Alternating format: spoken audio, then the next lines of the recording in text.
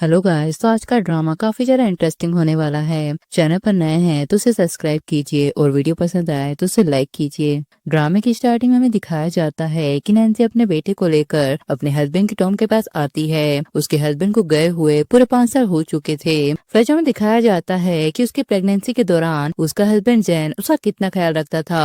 वो नैन्सी से कहता है कि बच्चा पैदा करना वाकई में बहुत मुश्किल होता है। ये बच्चा हो जाने के बाद मैं अपनी नसबंदी करवा लूंगा। इसके बारे में दिखाया जाता है रैन को, जो कि इस ड्रामे की विलन है। रैन नैन्सी से कहती है कि तुम प्रेग्नेंट हो, फिर भी जैन तुम्हें घर पर अकेला छोड़कर क्यों चला गया। नैन्सी मुस्कुराकर बोलती है कि वो पैसे कमाने गया है हमारे बच्चे के लिए। उसी और नैन्सी को कॉल आता है कि उसकी फैमिली कंगाल हो गई है और उसके फादर इंजर्ड हो गए हैं। रैन नैन्सी से कहती है कि तुम जल्दी से अपने घर पर जाओ, जैन को मैं इन्फॉर्म कर दूंगी। फिर जब नैन्सी फ्लाइट लेकर अपने घर पहुंचती है तो उसे जैन के कई सारे मैसेज मिलते हैं। हर मैसेज में जैन उससे न जाने की भीख मांग रहा होता है। नैन्सी सोचती है कि इतना परेशान क्यों हो रहा है, मैंने तो नोट छोड़ा था कि कुछ ही दिनों में सब कुछ ठीक करके मैं वापस आ जाऊंगी। तभी उसे कॉल आता है कि जिस फ्लाइट में आपके हस्बैंड ट्रैवल कर रहे थे वो प्लेन क्रैश हो गया है। नैन्सी ये सुनकर टूट जाती है। अभी वो खुद को संभाल भी नहीं पाई होती है कि तभी सेक्रेटरी आकर उससे बोलता है कि आपके फादर ने बिल्डिंग से खुद का सुसाइड कर लिया। ये सब सुनकर नैन्सी का दिमाग सुन पड़ जाता है और वो वहीं बेहोश होकर गिर जाती है। फिर कहानी प्रेजेंट टाइम में आती है। नैन्सी जैन की फोटो को देखकर बोलती है कि काश जाने से पहले मैंने तुम्हें एक बार देख लिया होता। तभी कहानी में ट्विस्ट आता है, जैन को कुछ नहीं हुआ होता। डोडो अपनी मम से कहता है कि मैंने अभी डेड को देखा, वो जिंदा है। नैन्सी कहती है कि शायद तुम्हें गलतफहमी हुई होगी, अगर तुम्हारे डेड जिंदा होते तो अब तक हमसे मिलने आ चुके होते। तभी एक गार्ड वहाँ आकर नैन्सी से बोलता है कि अगर तुमने 3 दिन के अंदर इस ग्रेवयार्ड के पैसे नहीं भरे तो हम तुम्हारे हस्बैंड की एशेज को फेंक देंगे। अब नैन्सी के पास कोई भी चारा नहीं बचता, उसे अपने बेटे डोडो की सर्जरी के लिए पैसे जोड़ने होते हैं, इसलिए वो मजबूरी में एक बार में चली जाती है ताकि कुछ पैसे कमा सके। इत्तेफाक से उसी बार में जैन पहले से बैठा हुआ होता है। दोनों एक दूसरे को देखकर काफी ज्यादा इमोशनल हो जाते हैं। फिर हमें एक और फ्लैशबैक दिखाया जाता है जिसमें रैन जैन से बोलती है कि नैन्सी तुम्हारे लिए डिवोर्स पेपर छोड़कर गई है। उसने कहा है कि उसे तुम्हारे जैसे गरीब लड़के से शादी करने का पछतावा हो रहा था, यहाँ तक कि उसने तुम्हारे बच्चे को भी अबॉर्ट कर दिया। जैन बोलता है कि तुम झूठ बोल रही हो, वो ऐसा नहीं कर सकती,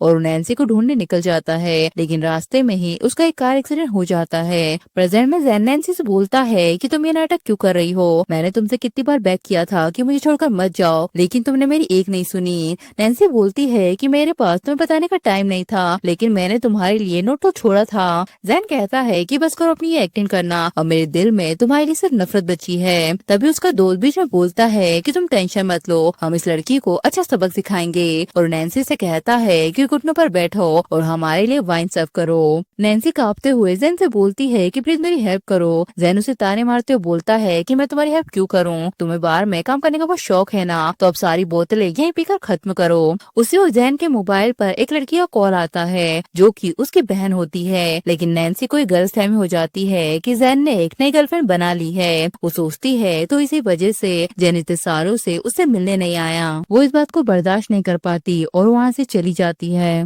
रात में नैन्सी अपने बेटे के साथ सड़क पर सूटकेस लेकर चल रही होती है। जैन सेक्रेटरी से बोलता है कि पता करो इनके साथ क्या हुआ। सेक्रेटरी बोलता है कि उनके लैंडलॉर्ड ने घर बेचने के लिए मैडम को घर से निकाल दिया है। जैन कहता है कि उस अपार्टमेंट को खरीद लो और नैन्सी को वहाँ वापस भेज दो। इसके बाद नैन्सी फिर से अपने घर पर आ जाती है, जहाँ जैन उससे बात करने के लिए आता है, अग्रीमेंट पर साइन करवाने के लिए। नैन्सी उसे देखकर घबरा जाती है। वो सोचती है कि अगर जैन को डोडो के बारे में पता चल गया तो उसे भी मुझसे छीन लेगा, और वो अपने बेटे को कबर्ड में छुपा देती है। जैन उससे कहता है कि तुम इतनी देर से गेट क्यों नहीं खोल रही थी, क्या तुम किसी आदमी को छुपा रही हो। नैन्सी उससे बोलती है कि तुम्हें इससे क्या, तुम्हारी तो अब गर्लफ्रेंड है ना। तभी डोडो गेट खटखटाने लगता है। वो कबर्ड से बाहर आ जाता है तबीयत बिगड़ने की वजह से, जिस पर जैन गेट खोलने लगता है। तब नैन्सी उससे कहती है कि प्लीज गेट को मत खोलो, बदले में तुम मेरे साथ जो कुछ भी करना चाहते हो वो कर लो। जिस पर जैन उसे पकड़कर किस करने लगता है और बोलता है कि मैं तुम्हारी जैसी लड़की को हाथ नहीं लगाता जो सबके लिए अवेलेबल रहती है।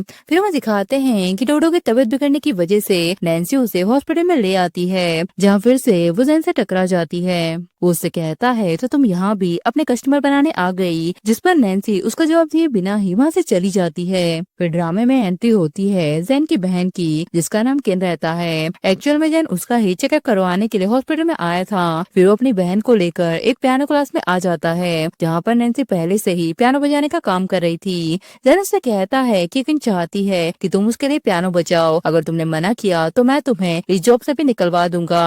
नैन्सी की आंखों से आंसू निकलने लगते हैं। उसे वो मोमेंट याद आने लगते हैं जब वो दोनों साथ में मिलकर पियानो को बजाया करते थे। प्रेजेंट में वो कहती है कि तुम चिंता मत करो, मैं शहर को छोड़कर चली जाऊंगी। जैन उससे कहता है कि तुम्हें कहीं भी जाने की जरूरत नहीं, किन को केयरटेकर की जरूरत है, अब तुम्हें ही उसकी केयरटेकर बनना होगा।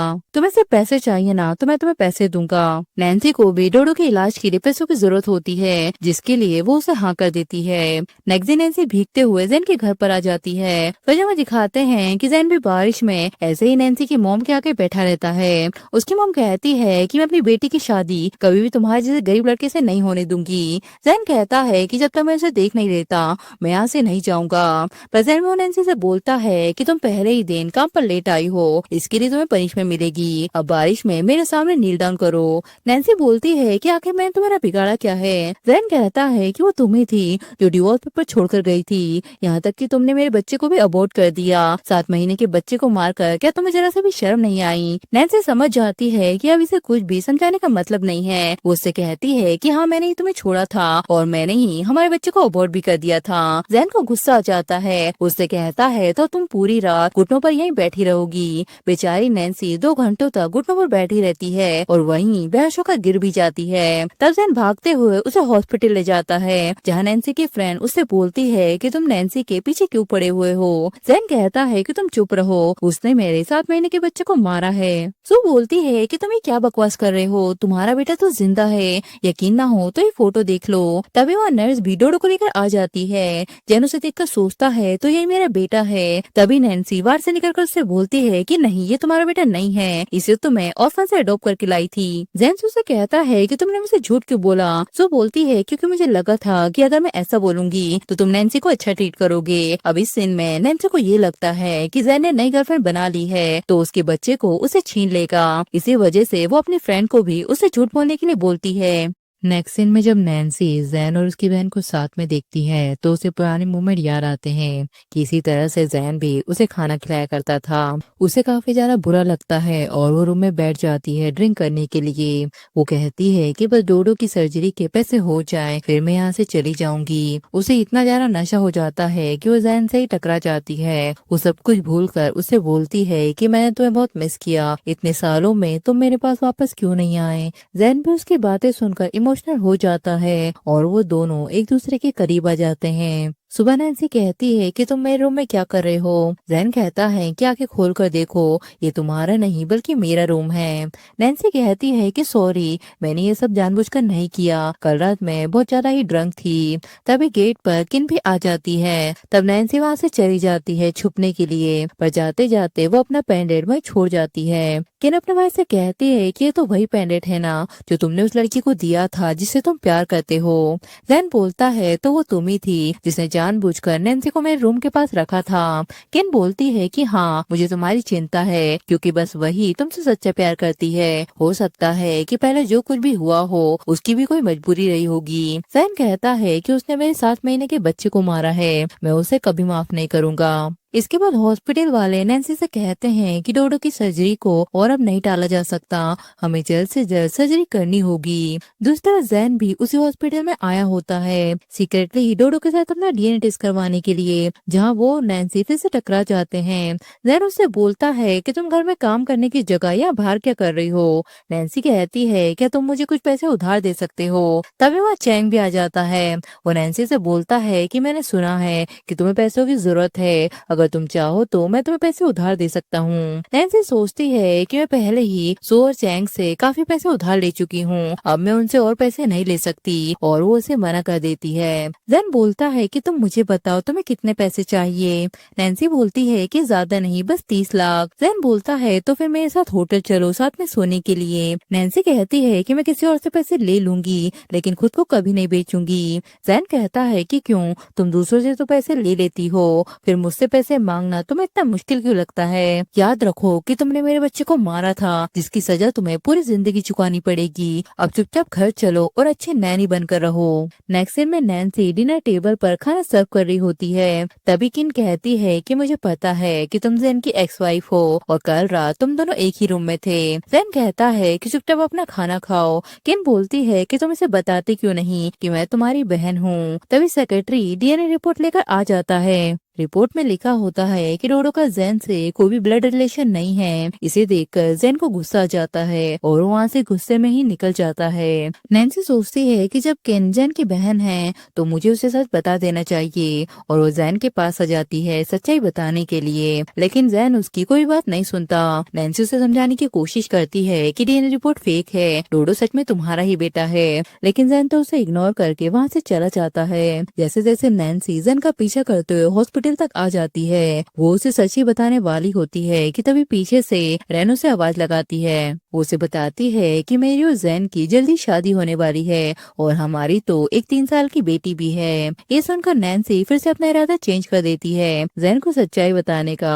दूसरा जैन डोडो से बात कर रहा होता है। डोडो उससे कहता है कि आप प्लीज मेरी मम्मी को बुली मत कीजिए, वो अक्सर आपकी फोटो को देखकर रोया करती थी। जैन कहता है पर ऐसा क्यों? डोडो बोलता है क्योंकि आप मेरे डैड की तरह दिखते हो। तभी वहाँ नैन्सी आकर उसका मुंह बंद करवा देती है। जैन कहता है कि अब ये बोल रहा था कि इसके डैड मेरे जैसे दिखते हैं। नैन्सी बोलती है कि इसके कोई डैड नहीं है, वो बस सबसे यूं ही कहता रहता है कि लोग उसके डैड के जैसे लगते हैं। तभी सेक्रेटरी जैन से कहता है कि जल्दी चलिए, मिस रैन और डॉक्टर आपका वेट कर रहे हैं। जैन रैन से बोलता है कि तुम यहाँ क्या कर रही हो? रैन बोलती है कि मैंने सुना है तुम्हारी बहन के लीवर फेलियर की वजह से तुम उसके लिए सूटेबल पार्टनर ढूंढ रहे हो, इसलिए मैं ट्राई करने आ गई। अब होता यह है कि एक्चुअल में डॉक्टर गू रैन के अंकल रहते हैं। रैन उन्हें जैन को असली डीएनए रिपोर्ट देने के लिए मना कर देती है। जैन उनसे बोलता है कि इस रिपोर्ट में कोई प्रॉब्लम है। डॉक्टर गू कहते हैं कि नहीं, इस रिपोर्ट में कोई प्रॉब्लम नहीं है, इसे तो मैंने अपनी आंखों के सामने बनवाया था। इसके बाद रात में चैंग नैन्सी को घर पर छोड़ने आता है। जैन को ये बात बर्दाश्त नहीं होती। वो उससे कहता है कि मैंने तुम्हें पैसे नहीं दिए तो तुम किसी और आदमी को सिड्यूस करने चली गई। नैन्सी कहती है कि अपनी हद में रहो। जैन कहता है कि मैं तुम्हें थप्पड़ नहीं मारूंगा बल्कि तुम्हारे बॉयफ्रेंड का करियर बर्बाद कर दूंगा। नैन्सी बोलती है कि वो मेरा नहीं बल्कि सू का बॉयफ्रेंड है, काश अगर मेरे पास कोई और रास्ता होता तो मैं तुम्हारी घर की नैनी कभी नहीं बनती। जैन कहता है तो मेरी वुमन बनकर रहो, मैं तुम्हें सारे पैसे दूंगा।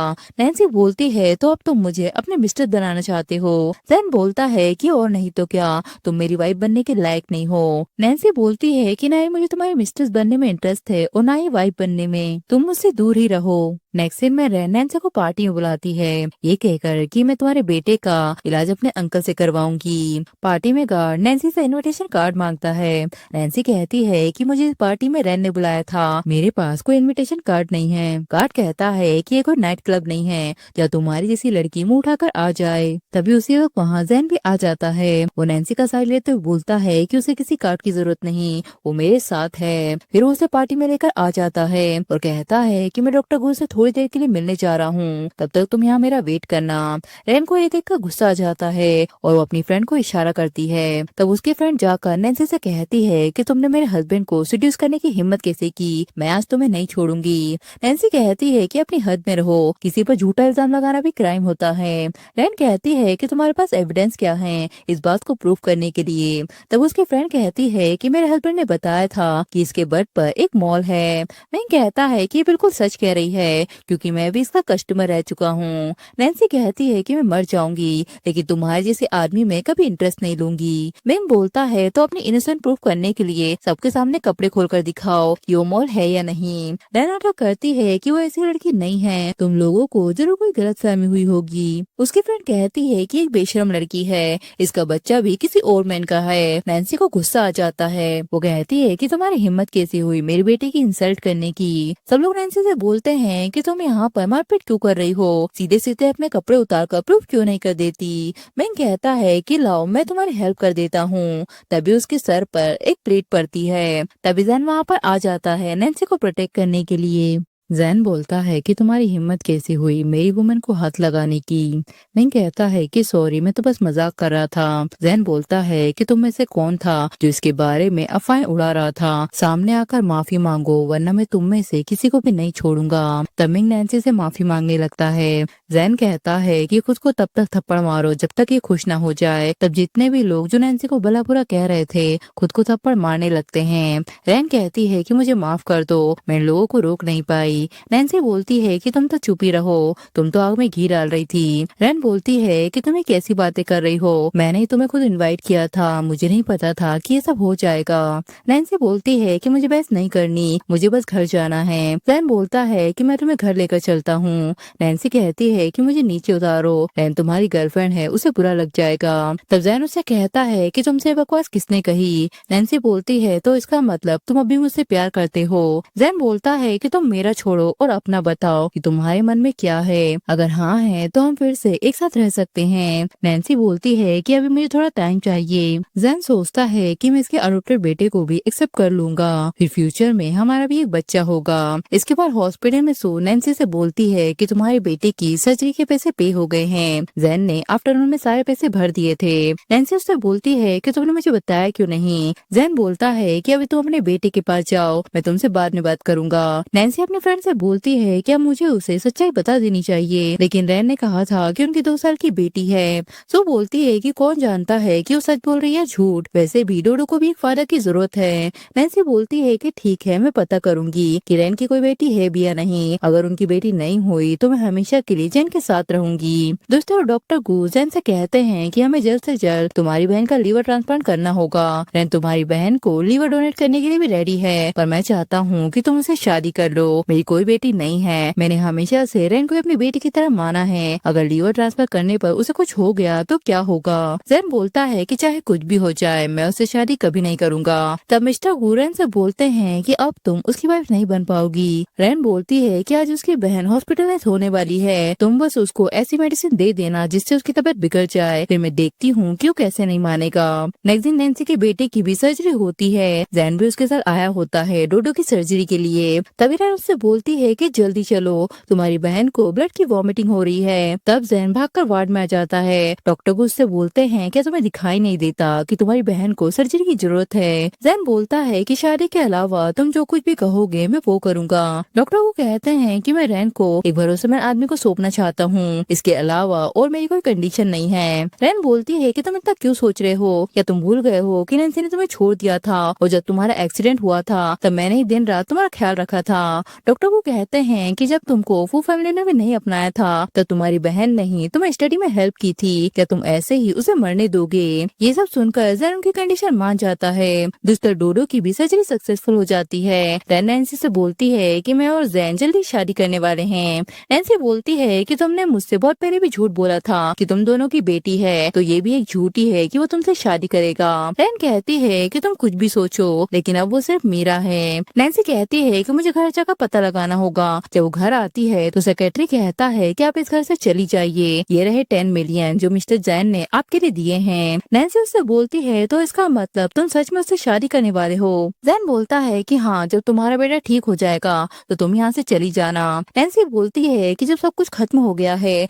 तो मुझे किसी के पैसे नहीं चाहिए और अपने बेटे को लेकर एयरपोर्ट पर आ जाती है। लेकिन उसके टेकअप करने से पहले ही किन वहाँ आ जाती है। वो उससे कहती है कि मेरा भाई मुझे बचाने के लिए रैन से शादी कर रहा है, मेरा लीवर फेल हो गया है, रैन शादी की कंडीशन पर ही मुझे लीवर डोनेट करेगी। तभी नैन्सी को कॉल आता है कि हम आपको 1 मिलियन देंगे, आपका और फू फैमिली की डॉटर का लीवर मैच हो गया है, आपने ही तो कहा था कि आपको पैसे की जरूरत है। किन बोलती है कि अगर तुम मेरा मैच हो तो इसका मतलब रैन झूठ बोल रही थी, अब जल्दी जाओ और मेरे भाई को रोको उससे शादी करने से।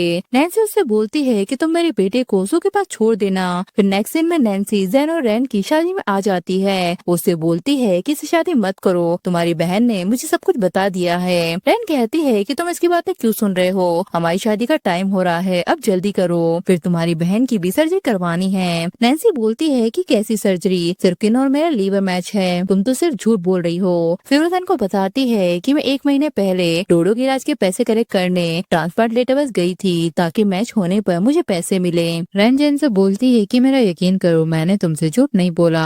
रैन कहता है कि अपनी बकवास अपने पास रखो, मैं ये शादी तोड़ता हूँ, मैंने हमेशा से सिर्फ नैन्सी से प्यार किया है। नैन्सी बोलती है तो इसका मतलब इतने सालों से तुम मेरे इंतजार कर रहे थे। तभी जैन को कॉल आ जाता है कि तुम्हारी बहन की तबीयत फिर से बिगड़ गई है। हॉस्पिटल में जैन नैन्सी से बोलता है कि 5 साल पहले तुम मुझे छोड़कर क्यों गई थी। नैन्सी बोलती बोलती है कि मेरी फैमिली बैंकरप्ट होने की वजह से मेरी मॉम ने मुझे घर आने के लिए फोर्स किया। मेरे पास तुम्हें छोड़ के जाने के अलावा और कोई चॉइस नहीं थी। तभी चैन आकर जैन से बोलता है कि तुम्हारी बहन को गलत मेडिसिन दी जा रही है ताकि उसकी तबीयत और भी ज्यादा बिगड़ जाए। रैन से बोलती है कि मुझे पता है ये काम रैन और डॉक्टर गू ही करवा सकते हैं। दूसरे डॉक्टर गू रैन से बोलते हैं कि हमें जल्दी से इस शहर को छोड़कर भागना पड़ेगा, उन लोगों को हम पर शक हो गया है। रैन बोलती है कि बिल्कुल भी नहीं, मैंने उसके बेटे को किडनैप कर लिया है, अब मैं उन दोनों को भी मार दूंगी। लेकिन तभी वहाँ पुलिस उसके चाचा को पकड़कर ले जाती है। दूसरे जो नैन्सी सू के पास अपने बेटे को लेने आती है तो सू जमीन पर पड़ी होती है, वो भी बेहोश। नैन्सी उससे कहती है कि मेरा बेटा कहाँ है।